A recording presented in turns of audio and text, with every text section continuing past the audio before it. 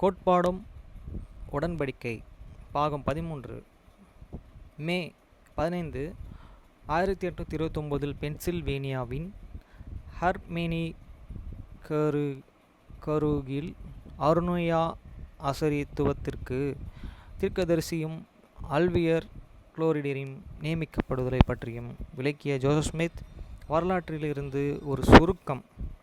தன்னை யோவான் என அறிவித்த புதிய ஏற்பாட்டில் யோவான் ஸ்நானகன் என்று அழைக்கப்பட்ட ஒரு தூதனின் கைகளினாலே இந்த நியமனம் செய்யப்பட்டது.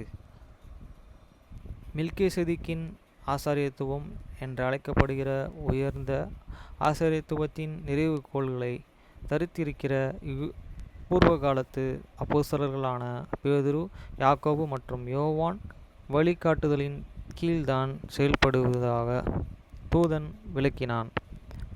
குறிப்பிட்ட நேரத்திலே இந்த உயர்ந்த ஆசாரியத்துவம் அவர்கள் மேலே அருளப்படும் என ஜோசப்புக்கும் ஆல்வியருக்கும் வாக்குத்தத்தம் செய்யப்பட்டது. பாகம் 27 7-8 12 பார்க்கவும். ஆரோனிய ஆசாரியத்துவத்தின் நிறைவுகோளும் வல்லமைகளும் ஏற்படுத்தப்பட்டன.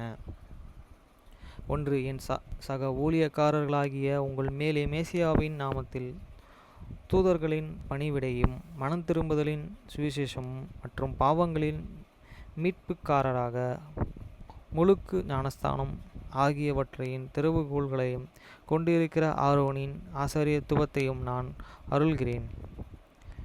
லேவியன் குமாரர்கள் மீண்டும் நீதி காணிக்கையையும் கர்த்தருக்கு படைக்கும் மட்டும் இதுவே மீண்டும் ஒருபோதும் பூமியிலிருந்து எடுத்துக்கொள்ளப்பட மாட்டாது.